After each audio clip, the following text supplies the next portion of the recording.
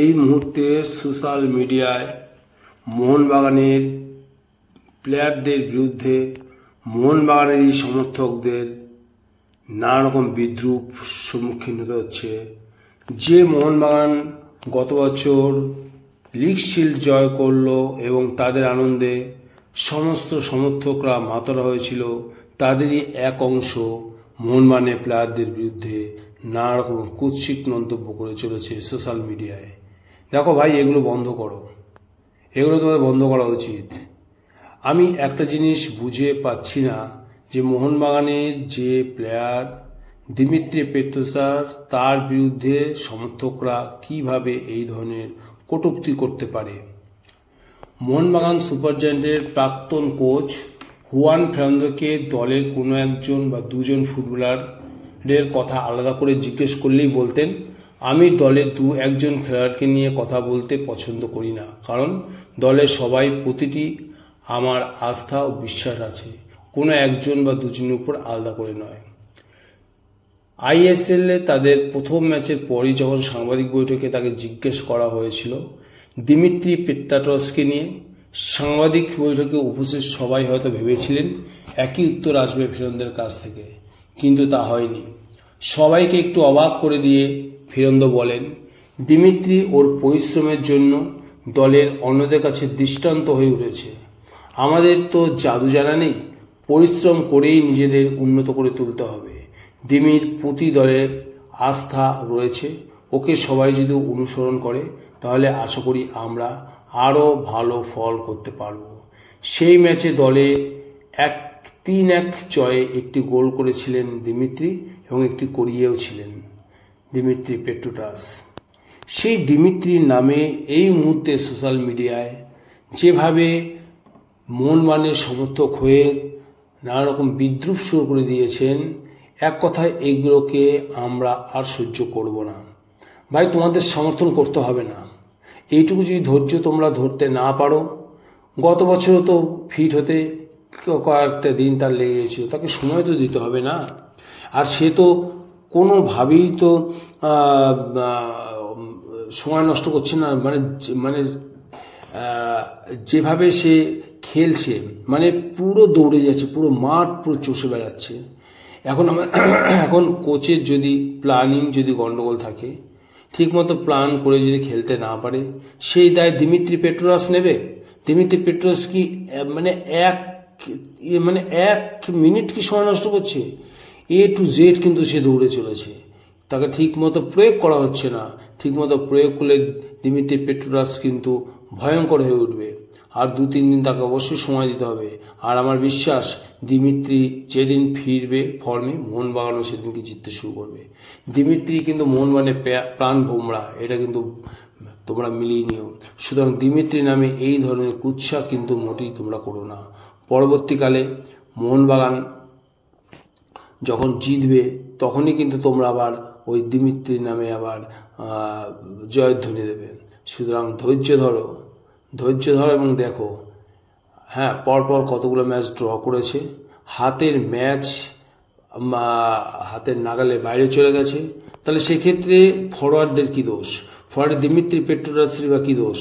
যেভাবে তারা দুবার এগিয়ে থেকেও যেভাবে সেই ম্যাচগুলো ড্র করে এসেছে, সেক্ষেত্রে ডিফেন্সের প্রবলেমের জন্য বা মিডফিল্ড সেইভাবে বল বাড়াতে না পারার জন্য, মিস পাসের জন্য মোহনবাগানের ভুগতে হচ্ছে।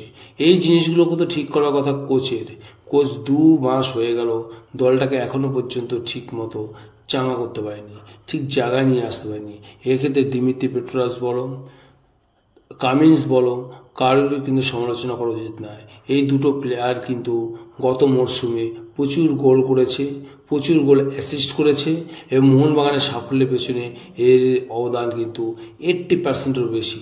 সুতরাং দিমিত্রি পেট্রাটস কিন্তু এই মুহূর্তে মোহনবাগান দলে প্রাণভোমরা। যেভাবে তোমরা ব্যারেটোকে দেখতে, যেভাবে তোমরা সনি নডিকে দেখতে, ঠিক সেরকমভাবে কিন্তু দিমিত্রি পেট্রাটসও কিন্তু মোহনবাগানের একটা ঘরের ছেলে হয়ে গেছে। সুতরাং তার বিরুদ্ধে বলার আগে 3-4 বার দখলে 8-9 বার ভেবে দেখবে যে সত্যি এই কথা বলা যায় কিনা।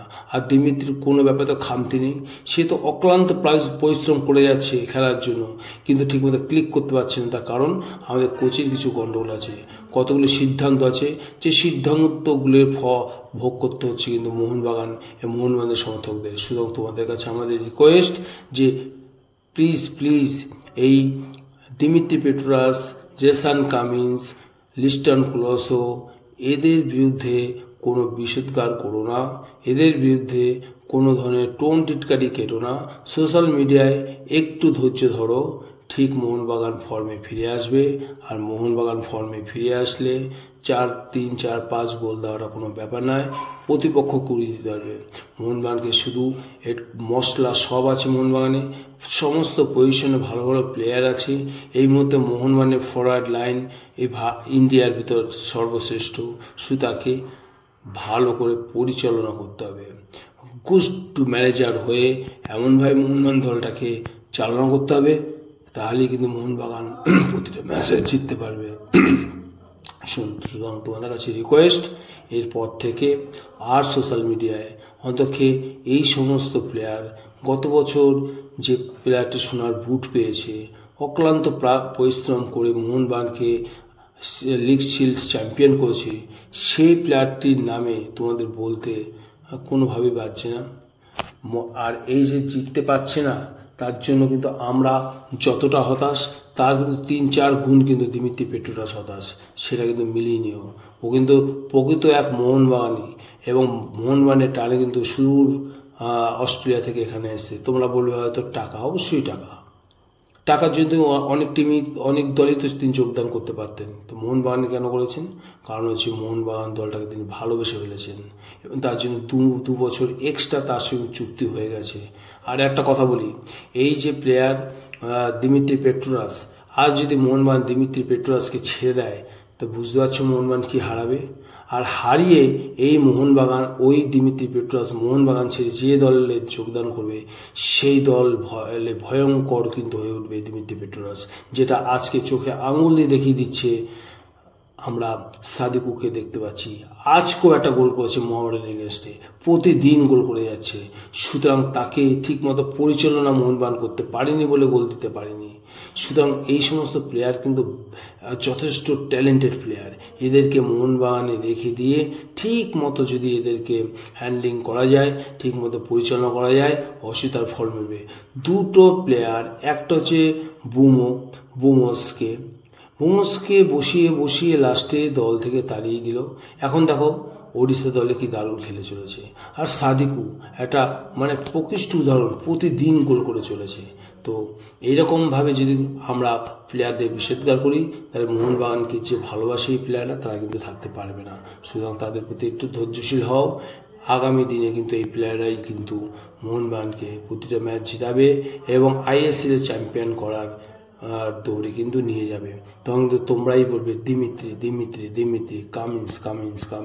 সুতরাং ধৈর্য ধরো, আমার বিশ্বাস এই মোহনবাগান কিন্তু ISL এবছর দুটোই হবে, লিগ শিল্ডও জয় করবে এবং চ্যাম্পিয়ন হবে। তো এই বলে সবাইকে অসংখ্য ধন্যবাদ জানিয়ে আজকে আমার এই ভিডিও শেষ করছি।